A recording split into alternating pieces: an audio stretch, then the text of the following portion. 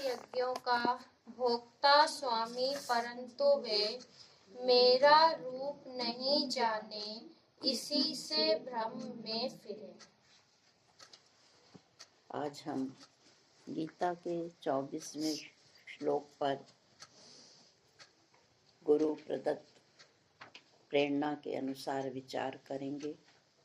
पहले चलते हैं श्वेता श्वेत उपनिषद की तरफ। उद्दालक ऋषि जी ने कहा, हे श्वेत केतु,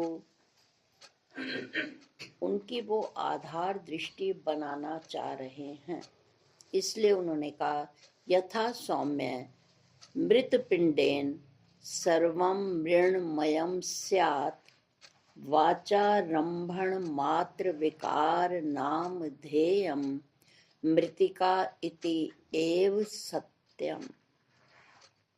वो कहते हैं, हे सौम्य, जिस प्रकार एक मृतिका पिंड से मिट्टी के लौंदे से अनेकानेक भांडों की रचना की जाती है, कसोरा, प्याला, घड़ा आदि आदि। ये जो उच्चारण है ये केवल वाणी का विलास है, परंतु वास्तव में पहले भी मिट्टी थी। जब कसोरा प्याला बन गए तब में मिट्टी है, और जब ये भांडे बर्तन पात्र टूट जाते हैं तब भी मिट्टी रूप ही है। तो ये बर्तन किसके लिए हैं, नानत्व किसके लिए है? उन्होंने कहा व्यवहार के लिए। इनका जो महत्व है केवल वाणी तक है, पुकारने के लिए है। जब हम कहते हैं कसोरा ले आओ, तो वो एक गोल गोल लाता है, पर उस समय शब्द कसोरा मुंह में है, पर हाथ किसका स्पर्श कर रहे हैं? मिट्टी का। आवश्यकता पड़ने पर कहते हैं, पुत्र अब घड़ा ले आओ, वो घड़ा लेकर आता है। मुंह में शब्द घड़ा है, गोल गोल आकृति है, उसके जो हैं किनारे मुड़े हुए बने हैं, पर घड़ा शब्द सिर्फ वाणी तक है, परंतु हमारी प्यास घड़ा शब्द कहने से नहीं बुझेगी। घड़े में जो पानी है उससे हमारी प्यास बुझेगी, और पानी किस में भरा जाएगा? घड़े में। तो जब कोई घड़ा, प्याला, कसोरा लाने की बात कहता है, और जो सामने वाला व्यक्ति लाता है उसके हाथ में तीनों शब्द जब हम उच्चारण कर रहे हैं तो उसके हाथ किसको स्पर्श कर रहे हैं? मिट्टी को ही। तो भगवान आज एक बार फिर श्रोता भले ही सुन सुन कर बोर हो जाए, पर क्या कमाल है, चाहे वो जगत गुरु शंकराचार्य हों, जगत गुरु कृष्ण हैं हों, श्री कृष्णम वंदे जगत गुरु।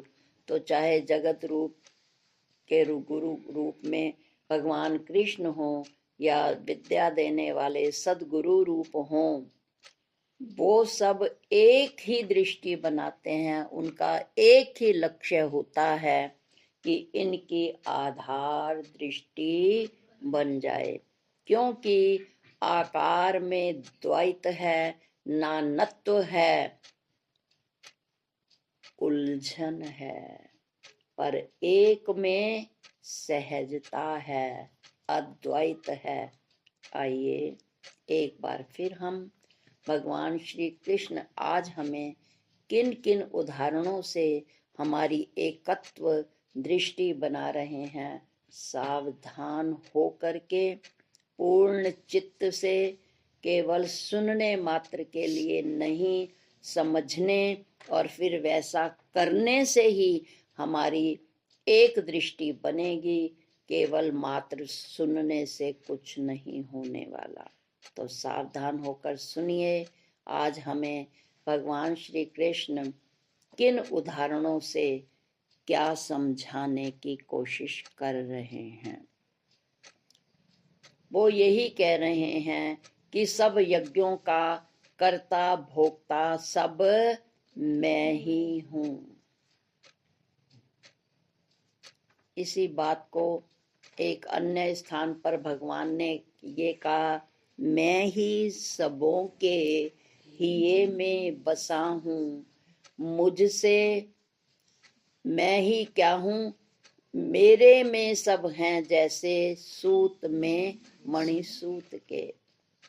और फिर उन्होंने कहा कि मैं ही सबके हिये में बसा हूँ, मुझसे स्मृति ज्ञान ना जानना वो, मैं ही सबों के हिये में बसा हूँ, मुझसे स्मृति ज्ञान ये अलग है, ना जानना वो।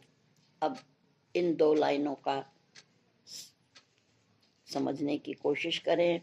वो कहते हैं, मैं ही सबके हृदय में बैठा हूँ, बसा हूँ, मेरा ही सबके हृदय में वास है, और मुझसे स्मृति ज्ञान, ज्ञान बुद्धि में होता है, और बुद्धि ही उस ज्ञान को याद करती है, स्मृति में लाती है। वो कहते हैं, मैं ही सबके हृदय में अप्रत्यक्ष रूप से बसा हूँ, मेरे होने के कारण ही सबकी बुद्धि में ज्ञान होता है। और जो कहते हैं कि मुझे वो बात याद है, तो याद रहना भी, हम कहते हैं मेरी बुद्धि बहुत तेज है, मुझे बात याद रहती है, परंतु वो कहते हैं कि बुद्धि में समर्थ नहीं है। अभी अभी हम प्रार्थना में पढ़ रहे थे, बुद्धि में हो अवतरित करते स्वयं प्रकाश। बुद्धि में अपना जानना नहीं है, ना जानना वो। आधा पार्ट इसके साथ है, आधा पार्ट। तो कहते हैं बुद्धि में अपना जानना किंचित मात्र भी नहीं है। जो भी बुद्धि याद रखती है या जो बुद्धि ज्ञान करती है, उस बुद्धि में प्रकाश मेरा ही है।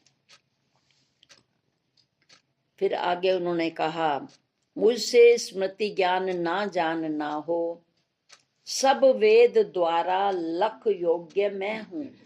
वो कहते हैं, आप कहते हो कि शायद बुद्धि जानती है, लखती है। वो कहते हैं नहीं, बुद्धि में लखना नहीं है, सब वेद द्वारा लख योग्य मैं हूं। जितने भी वेद हैं वो सब मुझे देखने का ढंग वेद ही बताते हैं। बुद्धि मेरे बारे में कुछ बताने की सामर्थ्य नहीं रखती। जो भी कुछ बताते हैं वेद ही बताते हैं। सब वेद द्वारा लख योग्य मैं हूँ, वेदांत करता, सबका नियंता। फिर कहते हैं एक और मजे की बात है कि वो जो वेद है ना, उनमें भी मैं हूं। आपने सुना होगा, वेद किसी शरीरकृत जीवधारी के द्वारा नहीं बनाए गए, वेद स्वयंभू हैं, यानी भगवान का स्वयं का रूप ही है। वो कहते हैं जो भी कुछ जानते हो तुम, स्वबुद्धि से नहीं जानते, बुद्धि में जो मैं अप्रकट रूप से बैठा हूं उनसे जानते हो, या मेरे द्वारा रचित वेदों से ही आप जान सकते हो। आइए हम व्यवहार की भाषा में क्या कहते हैं। मेरी आंख बहुत तेज है, मैं बहुत दूर तक देख लेती हूँ। मेरे कान बहुत तेज हैं, मैं बहुत दूर की आवाज सुन लेती हूँ। पर इसको भी श्रुतियों ने क्या कहा, यम चक्षुषा न पश्यते येन चक्षुषः पश्यति, आंख जिसको नहीं देख सकती, जिसके द्वारा आंख में देखना प्रतीत होता है, उस तत्व को आंख नहीं देख सकती। यम चक्षुषा न पश्यते येन चक्षुषा पश्यति, उसकी शक्ति है तभी हम देख सुन सकते हैं। गीता में कुछ भी तो भगवान ने नहीं छोड़ा। एक अन्य उसमें उन्होंने कहा कि मैं ही सबका करता हूं, सुनना, छूना, सुने, छुए, लखे, सूंघे, खावे, सोवे, हिले, चले। वो कहते हैं आप में कुछ करता नहीं है कि मैं बहुत दूर तक देख लेती हूँ, मैं बहुत बारीक सुन लेती हूँ, मेरी श्रवण शक्ति तेज है, मेरी चाल बहुत तेज है। तो भगवान ने गीता में क्या कहा, जो भी तुम कुछ करते हो वो कर्तापन मान लेते हो कि ये सब मैं करता हूं, पर मैं कुछ भी नहीं करता। तो कहते हैं किसकी सत्ता से होता है? तो उन्होंने कहा जो भी सुने, छुए, लखे, सूंघे, खावे, सोवे, हिले, चले, जितनी भी शारीरिक क्रियाएं हैं वो मेरे आश्रित होती हैं और व्यक्ति भ्रम में है कि ये मैं ही सब कुछ करता हूं।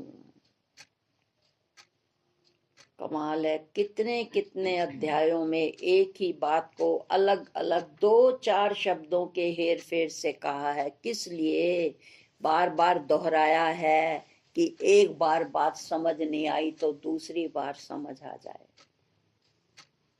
पिछले प्रसंग में मुझे याद है, आपका मुझे कुछ पता नहीं, पर मुझे याद है देवताओं की बात की थी उन्होंने कि सब अपनी अपनी मनोकामनाओं के लिए अलग अलग देवताओं को पूजते फिरें।